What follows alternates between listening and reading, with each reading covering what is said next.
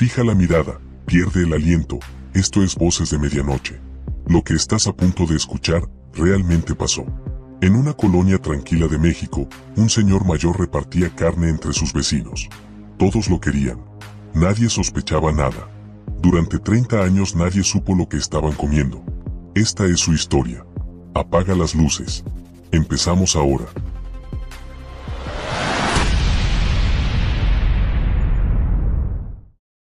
«30 años. 4.300 restos. Y sus vecinos comieron su carne sin saberlo». En una colonia normal de México, un hombre mayor repartía carne entre sus vecinos. Les decía que era de jabalí, que venía de Oaxaca, que le sobraba demasiada para él solo. Los vecinos la aceptaban, la cocinaban, la comían. Una comida cuyo origen ninguno de ellos imaginó jamás. En la colonia Lomas de San Miguel, en Atizapán de Zaragoza, todos conocían a don Andrés. Era un señor mayor. Complexión fornida. Mirada tranquila. Sonrisa fácil. Llevaba más de 30 años en la misma casa de la calle Margaritas. Conocía a todos por su nombre. Sabía quién tenía problemas con el agua. Quién necesitaba apoyo para trámites. Quién buscaba programas sociales para sus hijos. Le decían el chino. Era buena gente. Eso decían todos. Pero nadie sabía lo que había detrás de esa puerta. Andrés llegó a Ciudad de México desde Oaxaca en los años 80. Trabajó durante años como carnicero en un rastro municipal. Aprendió a cortar, a deshuesar, a porcionar. Habilidades que, décadas después, usaría para algo que ningún vecino se atrevía a imaginar.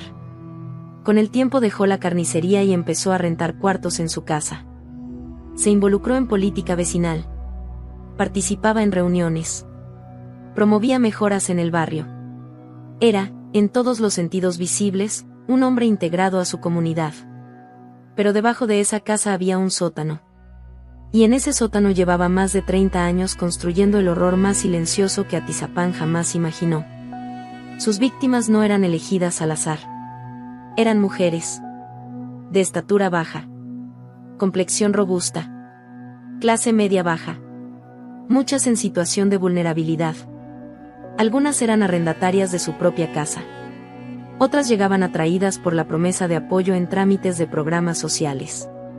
Una trampa perfectamente diseñada por alguien que sabía exactamente cómo ganarse la confianza de quienes necesitaban ayuda. Las invitaba a entrar. Y no volvían a salir. Hubo señales. Siempre hay señales.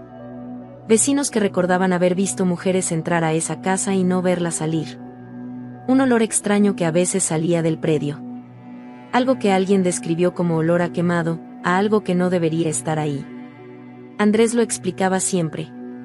Tenía una razón para todo. Rasguños en sus brazos que aparecían y desaparecían. Una mujer que en algún momento pidió ayuda para que dejaran salir a su amiga de esa casa. Nadie denunció. No porque fueran malas personas, sino porque don Andrés era el vecino amable de siempre. El que traía carne de Oaxaca. El que ayudaba con los trámites. Y a veces el monstruo más peligroso es exactamente el que menos parece serlo. El 14 de mayo de 2021, una mujer a quien llamaremos Elena, de 34 años, le dijo a su esposo que saldría con don Andrés al centro de la ciudad. Iban a reabastecerse de productos para su local de celulares. Era algo normal. Elena lo conocía desde hacía tiempo. Lo consideraba una persona de confianza. Ese día Elena desapareció. Su esposo, jefe de policía municipal, comenzó a buscarla de inmediato. Fue a la casa de Andrés. Lo interrogó. Andrés dijo que no sabía nada. Pero algo no encajaba. Al día siguiente, el 15 de mayo de 2021, la Fiscalía General de Justicia del Estado de México allanó la casa de la calle Margaritas número 22. Lo que encontraron adentro cambió para siempre la historia de Atizapán. El capitán de bomberos fue una de las primeras personas en entrar. Años después, con la voz de alguien que todavía no ha terminado de procesar lo que vio, describió la escena. Había una mesa. Cuchillos de diferentes tamaños. Un mandil. Una cámara de grabación.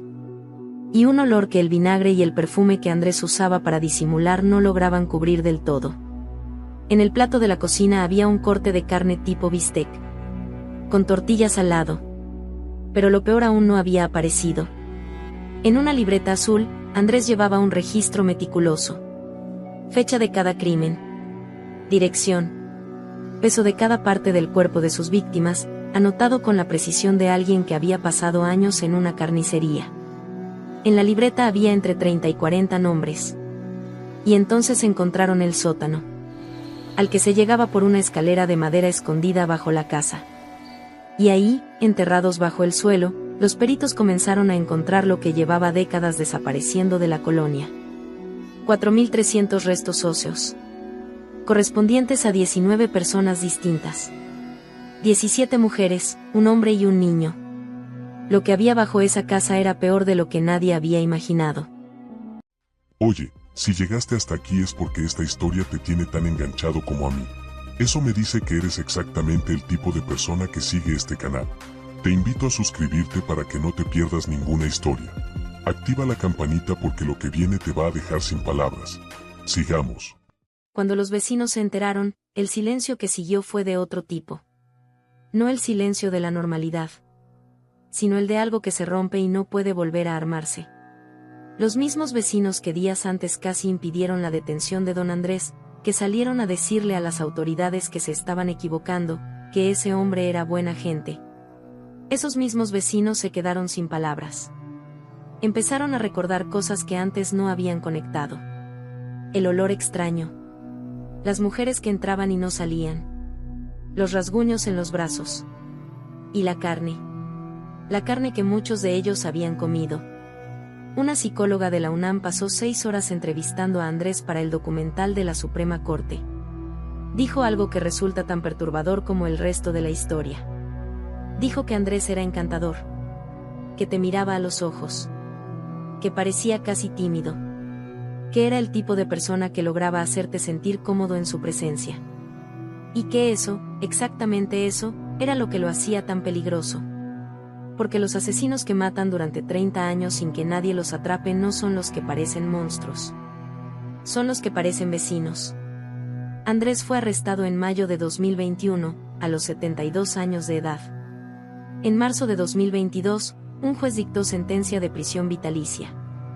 Cuando los medios lo entrevistaron después de su captura, dijo algo que quedó grabado como el resumen más frío de todo lo que había hecho.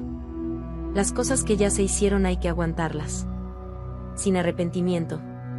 Sin explicación. Con la misma calma con la que cualquier tarde había repartido bolsas de carne entre sus vecinos. Este caso no es solo la historia de un asesino. Es la historia de un sistema que falló durante 30 años. De mujeres que desaparecieron y cuyas familias no recibieron respuesta. De una colonia entera que vivió junto a algo que no podía ver porque nadie le había enseñado a verlo. Es la historia de la impunidad que crece en los espacios donde las víctimas son invisibles. La Suprema Corte de Justicia de la Nación produjo un documental sobre este caso no para satisfacer la curiosidad del público, sino para denunciar algo que quienes investigaron el caso dijeron con estas palabras exactas. En México se mata a las mujeres porque se puede y no pasa nada. Las víctimas de Andrés merecen ser recordadas por lo que fueron. Mujeres con nombres, con familias, con vidas que fueron interrumpidas por alguien que el sistema dejó operar durante décadas en total impunidad. Y lo único que podemos hacer quienes conocemos esta historia es no mirar hacia otro lado. No descartar la desaparición de una mujer como algo menor. No asumir que porque alguien parece buena gente, lo es. Porque a veces el monstruo más peligroso de la colonia es el que te regala carne los domingos. Gracias por acompañarnos en esta emisión de Voces de Medianoche. La historia de hoy nos recuerda que el horror no siempre llega de lugares desconocidos. A veces vive en la misma calle, en la misma colonia, detrás de una sonrisa que saludas todas las mañanas. Si tienes una historia que no te deja dormir, compártela con nosotros en los comentarios.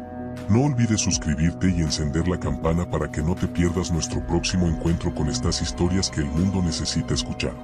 Ahora trata de descansar. Nos escuchamos en la próxima medianoche.